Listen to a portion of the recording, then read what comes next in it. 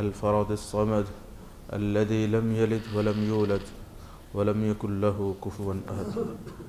قال الله تبارك وتعالى في محكم تنزيله وما الحياة الدنيا إلا متاع الغرور.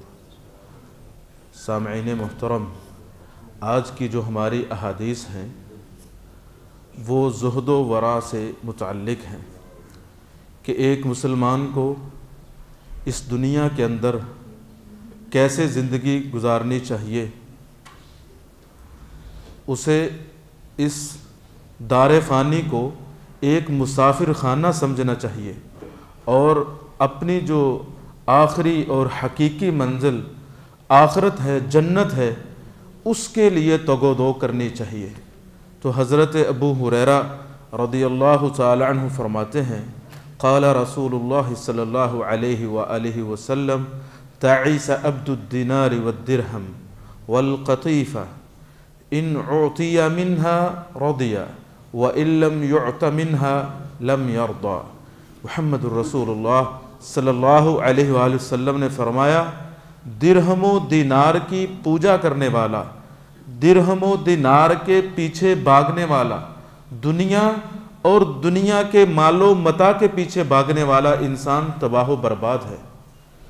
نبی علیہ السلام نے یہاں پر اس حدیث میں دو لفظ بولے ہیں، تعیس عبد الدینار، کہ وہ انسان جو دینار کی عبادت کرتا ہے، پوجا کرتا ہے، اس نے اپنی زندگی کا مقصد دینار کو بنا لیا. اور ساتھ ہی کہا وہ درہم کو بھی. ان دو لفظوں میں اگر ہم غور کریں، دینار آپ جانتے ہیں یہ ایک کرنسی ہے، بلکہ اس وقت سب سے بڑی جو کرنسی ہے وہ دینار ہے. یہ دینار کویت میں چلتا ہے. اگر اس لفظ کے آخری حروف کو دیکھا جائے تو اس میں نار ہے. نار کسے کہتے ہیں؟ آگ کو. تو یہ دنیا آگ ہے، سکون نہیں، چین نہیں. اور ساتھ ہی نبی علیہ السلام نے فرمایا تعیس عبد الدینار والدرہم، اور درہم دال اور را کو ہٹا دیجئے، پیچھے ہم بچتا ہے، ہم، غم، پریشانی. تو دنیا اور دنیا کے مال و متاع میں سکون اور چین نہیں. سکون اور چین، عافیت، عزت، خوشحالی رب تعالیٰ نے دین میں رکھی ہے. اسی وجہ سے محمد الرسول اللہ صلی اللہ علیہ وآلہ وسلم نے فرمایا تعیس عبد الدینار والدرہم، درہم و دینار کی پوجا کرنے والا، اپنی زندگی کا مقصد، اپنا مطمع نظر، اپنی باغ دوڑ صرف دنیا تک رکھنے والا انسان تباہ و برباد ہو جاتا ہے.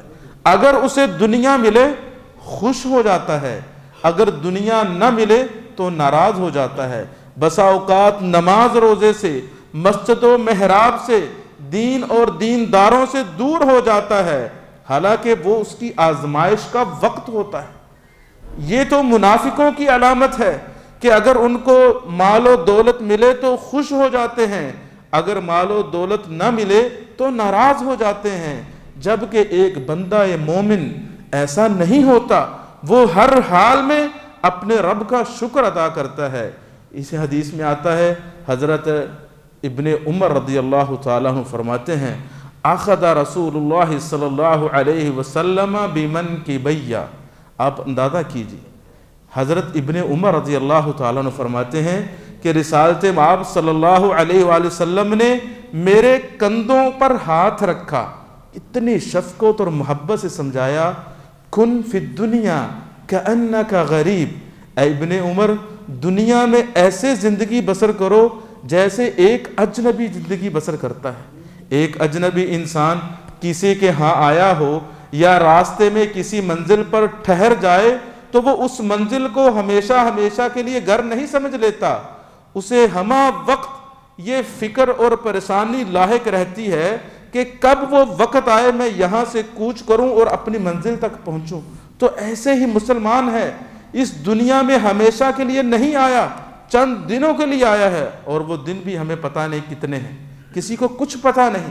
تو نبی علیہ السلام نے فرمایا کن فی الدنیا کأنک غریب او عابر سبیل، یا ایک مسافر کی طرح زندگی گزارو جو ہمیشہ اپنی منزل کی طرف رواں دواں رہتا ہے. تو تمہاری منزل یہ دنیا نہیں، بلکہ آخرت اور جنت ہے، تو تم اپنی منزل سے کیوں بولتے ہو، کیوں بھٹک جاتے ہو؟ اور ساتھ ہی ابن عمر رضی اللہ تعالیٰ عنہ فرماتے ہیں اذا امسیت فلا تنتظر الصباح، اے مسلمان اگر شام ہو جائے تو صبح کا مت انتظار کرنا کہ چلو کوئی بات نہیں صبح سے نماز شروع کریں گے، رات کو توبہ کر لیں گے، پتہ نہیں صبح ہوگی بھی نہیں، اس سے پہلے اس دنیا سے چلے جاؤ گے۔ وَإِذَا أَصْبَحْتَ فَلَا تَنْتَظِرِ الْمَسَاءَ، جب تم صبح کر لو تو شام کا انتظار مت کرو کہ شام کو توبہ کروں گا، شام سے یہ کام شروع کروں گا، قرآن مجید، تلاوت، صدقہ و خیرات، نوافل، اچھے کام، نہیں بھائی ابھی سے شروع کرو۔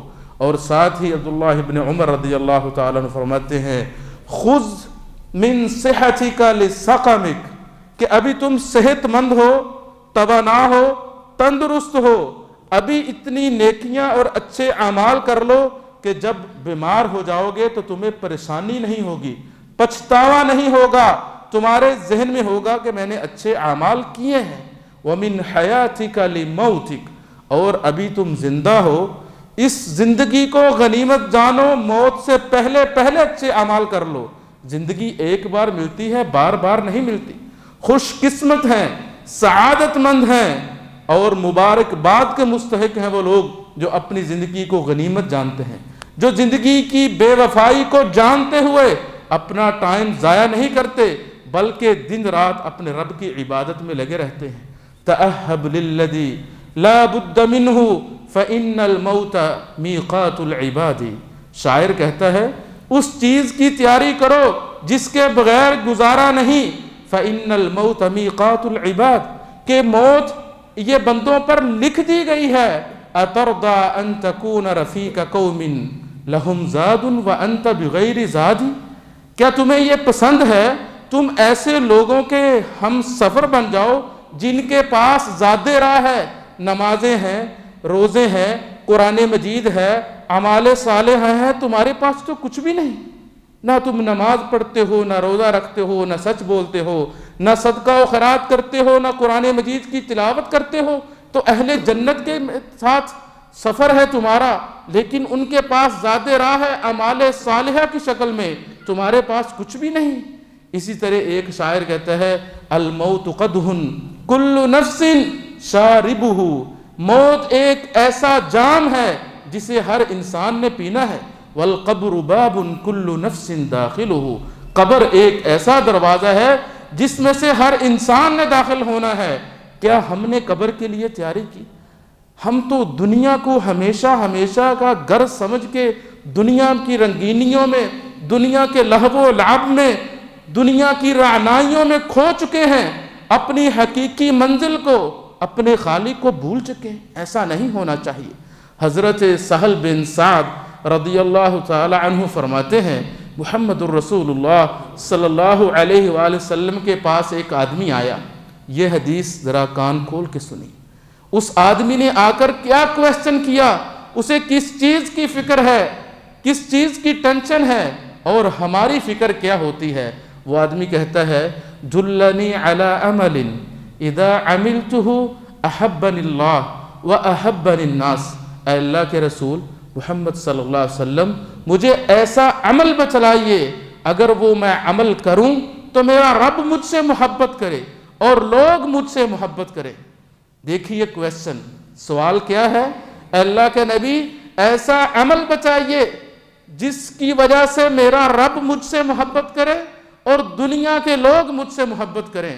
تو محمد الرسول اللہ صلی اللہ علیہ وآلہ وسلم نے فرمایا ازہد فی الدنیا یحبک اللہ، دنیا سے بے رغبتی اختیار کر لو، تم سے تمہارا رب محبت کرے گا۔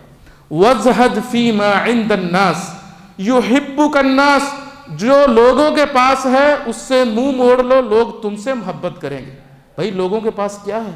مال و متاع ہے، درہم و دینار ہے، روپے، ریال، ڈالر ہیں۔ اگر آپ ان چیزوں سے منہ موڑ لوگے تو لوگ بھی تم سے محبت کریں گے، وہ کہیں گے یہ اللہ والا ہے، دنیا سے کوئی لگاؤ نہیں، یہ اپنی آخرت کی طرح لیے سوچتا ہے، آخرت کے لیے باغ دوڑ کرتا ہے، رب بھی محبت کرے گا اور لوگ بھی محبت کریں گے۔ یہی بات اللہ تعالیٰ قرآن مجید میں فرماتے ہیں، قُلْ إِن كُنتُمْ تُحِبُّونَ اللَّهَ فَاتَّبِعُونِي يُحْبِبْكُمُ اللَّهُ۔ اے نبی ان سے کہہ دیجئے، یہ جو لا الہ الا اللہ پڑھتے ہیں، جو خانہ خدا میں آتے ہیں، جو 5 وقت اپنے رب کے سامنے سر جھکاتے ہیں، جو اسلام کا صاف اور شفاف جومر اپنے ماتھے پہ لٹکائے ہوئے ہیں، ان سے کہہ دیجئے اگر اللہ تعالیٰ سے محبت کا دعویٰ ہے تو محمد الرسول اللہ صلی اللہ علیہ وسلم کی اتباع کرو، تمہارا رب تم سے محبت کرے گا، تمہارے گناہوں کو معاف کر دے گا۔ شیخ الاسلام امام ابن تیمیہ رحمہ اللہ نے فرمایا، الزہد ترک ما ينفع ما لا ينفع فی الآخرہ۔ زہد و ورع کیا ہے، تقوی کیا ہے؟ صحیح معنوں میں نیکی اور پرہیزگاری یہ ہے کہ انسان ہر اس چیز کو چھوڑ دے جو آخرت کے لیے نفع بخش نہیں ہے، بے شک وہ حلال ہی کیوں نہ ہو۔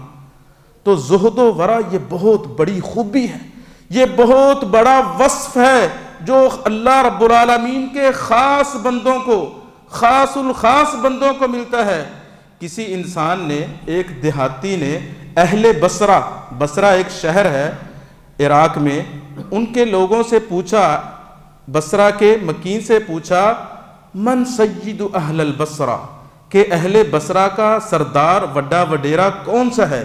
لوگوں نے کہا الحسن البصری، کہ امام حسن البصری رحمہ اللہ کوفہ کے بصرہ کے سب سے بڑے ہیں۔ تو وہ آدمی حیران ہو گیا کہ وہ تو ایک عالم دین ہے، وہ تو دنیا کے ساتھ اس کا کوئی تعلق ہی نہیں، اس کو تو اپنی آخرت کی فکر ہے۔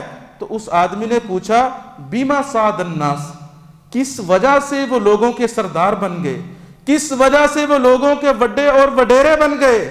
تو انہوں نے کہا احتاج الناس الى علمہ، لوگ جو تھے ان کے علم کے محتاج تھے، واستغنا عن دنیاہم، اور امام حسن بصری ان کی دنیا سے بے پرواہ تھے۔ لوگ ان کے علم کے محتاج ہیں، وہ اپنے علم کی وجہ سے بڑے تھے، اور لوگوں کی دنیا سے وہ بے نیاز ہو گئے تھے۔ تو اگر ہم چاہتے ہیں حقیقت میں ہم بڑے بن جائیں، اللہ رب العالمین ہم سے محبت کرے، دنیا کے لوگ ہم سے محبت کریں، تو ہمیں دنیا کے پیچھے مارے مارے نہیں پھرنا چاہیے۔ ہاں خون پسینہ بہائیں، محنت مشقت کریں، رزق حلال کمائیں، یہ غلط نہیں ہے۔ اسلام دکیاں نوسی کا دین نہیں، اسلام تجارت سے نہیں روکتا، کاروبار سے نہیں روکتا، خرید و فروخت سے نہیں روکتا، محنت اور مزدوری سے نہیں روکتا، لیکن دنیا کو ہی اپنا مطمع نظر بنا لیا جائے، دنیا کے پیچھے ہی انسان ہلکان ہو جائے، اپنے رب کو بھول جائے، مسجد و محراب کو پسے پشت ڈال دے، یہ غلط ہے۔ دعا ہے اللہ تعالی ہم کو صحیح معنوں میں اپنی بندگی کی توفیق عطا فرمائے۔ وآخر دعوانا الحمدللہ۔